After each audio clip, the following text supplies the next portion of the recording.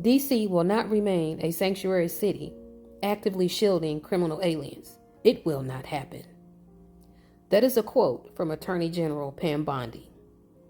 Yesterday, she issued an order for DC that did not go over too well with some DC officials. DC Council member Zachary Parker from Ward 5 said in a statement that Bondi did not have the power to change DC laws and policies.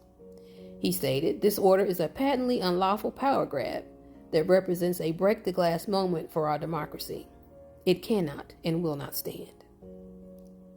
Let's do a quick recap of events in DC regarding its police force from this week.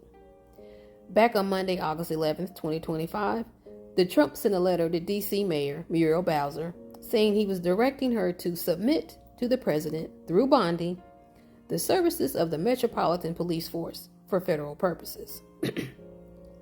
Now, in that letter to Bowser, Trump directed her to submit. Did y'all catch that? Interesting, that submit part, don't you think?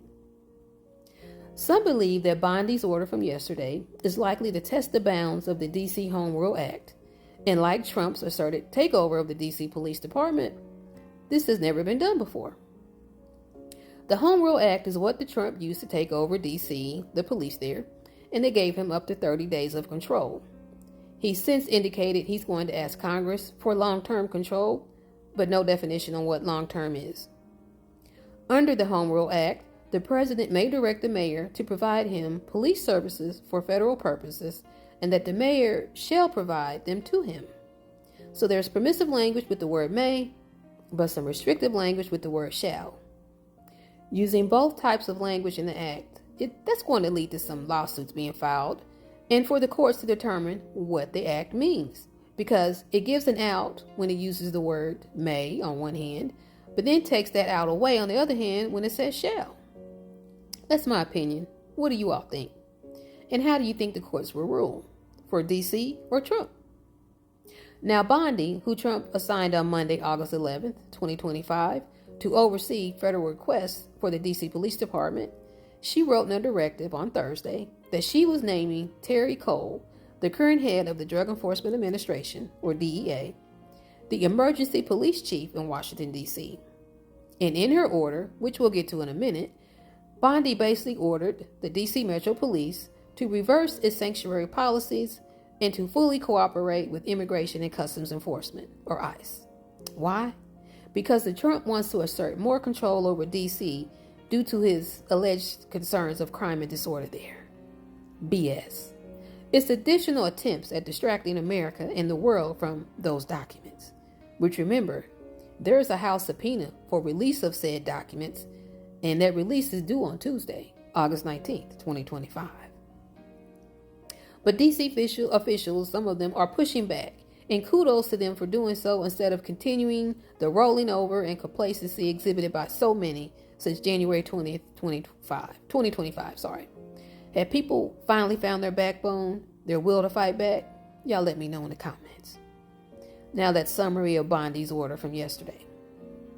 And note, Bondi's order came just hours after Washington Police Chief Pamela Smith had issued guidance for DC cops in regard to ICE agents.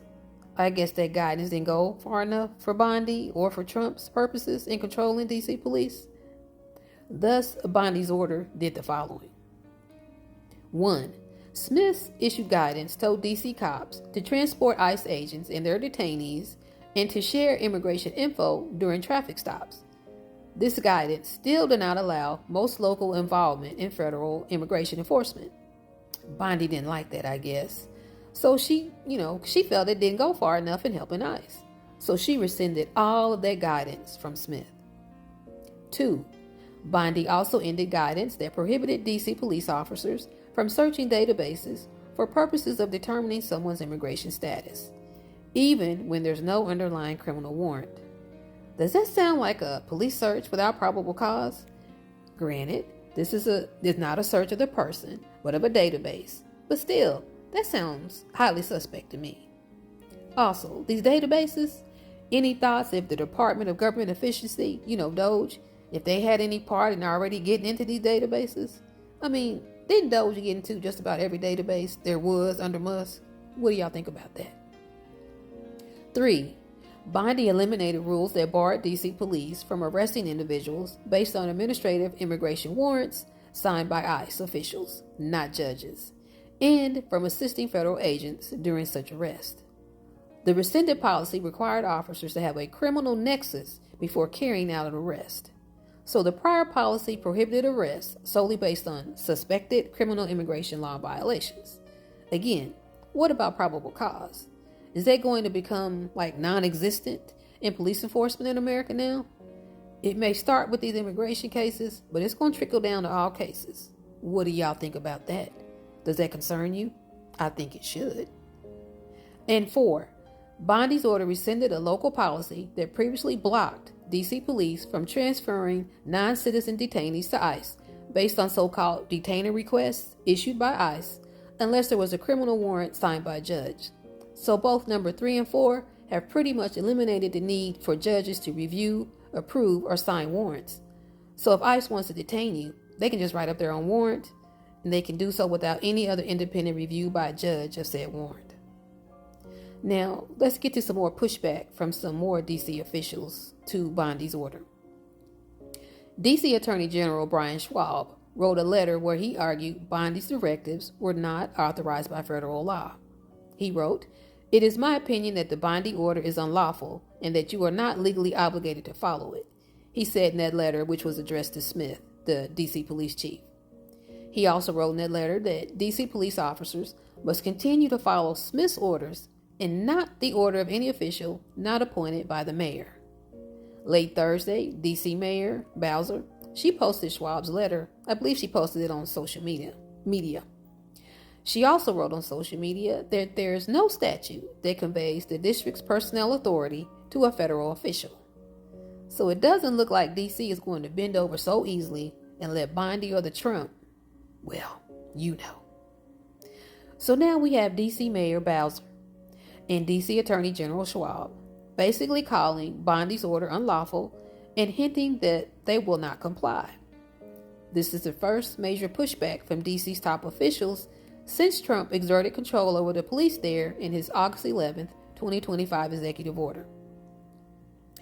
And in her social media statement on these events, DC Mayor Bowser said, "Let us be clear about what the law requires during a presidential declared emergency. It requires the mayor of Washington, D.C. to provide the services of the Metropolitan Police Department for federal purposes at the request of the president." And she added, "We have followed the law." The pushback from some of DC's officials sets up a major power clash in something that, well, it's untested, this territory we're going into, as DC clings to its limited home rule granted under the 1973 Home Rule Act, while the Trump administration seeks to expand its control of law enforcement under the stated premise of a crime emergency. But remember, violent crime there in DC is at a 30-year low. So in my opinion, the Trump is testing how to begin martial law with what's going on in DC. He ordered the National Guard into LA, but that didn't go as planned, I don't think. So now he's in DC. What do y'all think about that? What city is next for the Trump to try to exert federal intervention in or control over? Again, first there was LA, now DC. Is New York next? Detroit? What do you think? Leave comments and let me know.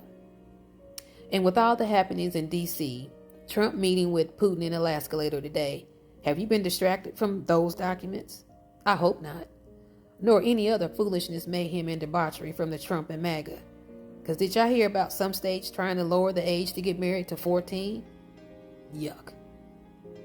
Only as a reminder, blackout the system, September 16th through the 20th, 2025. Another reminder, keep your eyes on the prize. That's the White House and democracy in America. Do not get distracted. If you like this video, or if you learned something, please hit that follow button. That helps me out immensely. It's Friday, y'all. So as always, thank you for watching and have a great day and a great weekend.